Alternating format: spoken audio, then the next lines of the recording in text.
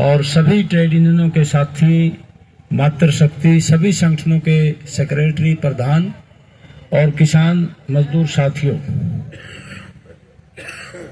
आपको पता है ये आज का कार्यक्रम है, इसकी पृष्ठभूमि क्या है वो हमारे साथियों ने बताया है, जगरोशन जी ने विस्तार से बताया है।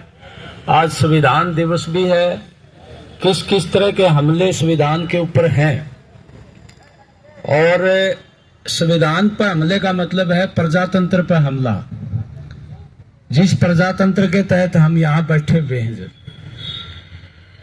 और खेती लगातार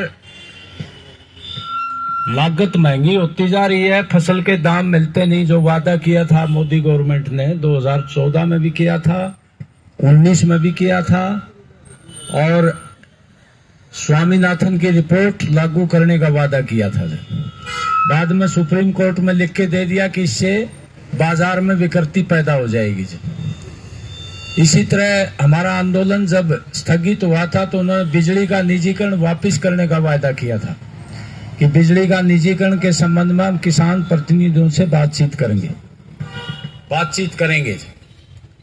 कर्जा मुक्ति का सवाल है, वो जो मांगे थी हमारी आज भी वैसी की वैसी हैं, और लगातार किसानों पर हमला हो रहा है। लगातार आप देखोगे, अभी जगरोशन जी कह रहे थे 200 करोड़ रुपए और 150 करोड़ रुपए दादरी के बीमा कंपनी, छेमा कंपनी है, उड़ा दिए उसने। जब यहाँ का जिला उपायुक्त और डीडीए ने अनुमोदन करके भेजा कि ये जो रैंडम चेकिंग है बिल्कुल सही है। गुजरात से कोई कंपनी लाए हैं, उस कंपनी ने सैटेलाइट का सुझाव दिया, सैटेलाइट की जांच करवा के और 350 करोड़ रुपए उड़ा दिए। 90 करोड़ रुपए मंजूर किए हैं। ये बहुत बड़ा स्कैंडल है। इसमें बड़े अधिकारी महकमे के और यहां तक भी सरकार के कुछ मंत्री भी शामिल हैं। कंपनी ने सोचा 10-10, 20-20 करोड़ रुपए दे दें इनको, बाकी तो अपना ही फायदा है।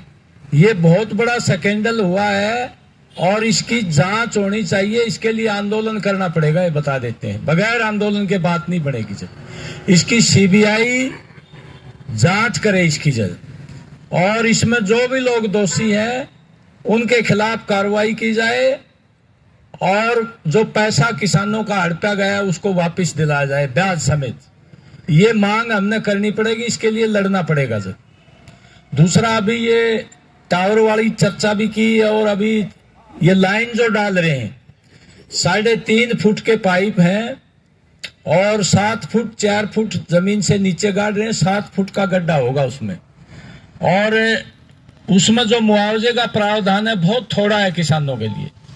हरदम खतरा रहेगा किसान को, क्योंकि प्रेशर से ये लाइन आएगी, किसी भी टाइम फट करके पूरे खेत में तेल पैदा खिंडा देगी जब, और जीवन का भी खतरा है।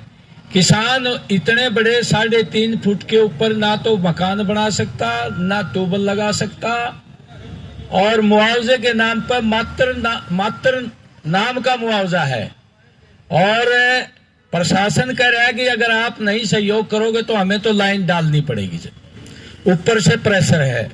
कल बातचीत चली थी, हमारे साथी राकेश आर्य जी, रवि जी, आजाद जी थे, हम भी थे, और हमने एक ही बात उनको कही है कि आप पर सरकार का, प्रशासन का दबाव है, केंद्र सरकार का दबाव है, इंडियन ऑयल कंपनी का दबाव है, हमारे ऊपर किसानों का दबाव है।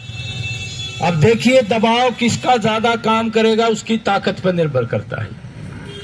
और ये हमने कहा भी मुख्यमंत्री जी से बात करवा दो आप। हमारे जो स्थानीय विधायक हैं श्री घनश्याम सराफ जी, उनके पास भी किसान गए थे, मंत्री के पास भी गए थे, सांसद के पास भी गए थे, वो दोनों मिले नहीं, उनके पीए को ज्ञापन दे के आए हैं। और विधायक जी ने ये कहा कि मैं मुख्यमंत्री जी से बात करवा दूंगा। तो कल हमारे किसान गए थे उनके पास, उन्होंने कहा तो है, और हमने ये कहा जब तक प्रशासन जबरदस्ती इस लाइन को ना लगाए, जब तक बातचीत ना हो जाए मुख्यमंत्री से, लेकिन अभी कोई तसल्ली की बात नहीं है। तो इसलिए किसान साथियों, ये तमाम जो संगठन है हमारे, वो जो किसानों के संगठन है, ट्रेड यूनियन के संगठन है, इनको तैयार रहना पड़ेगा, ये बता दें।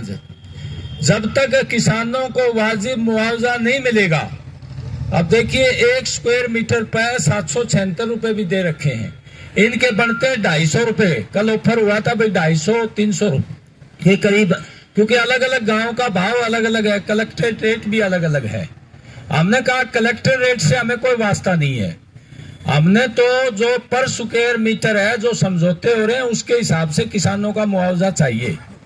तो इसके लिए गंभीर आंदोलन चलाना पड़ेगा। आसान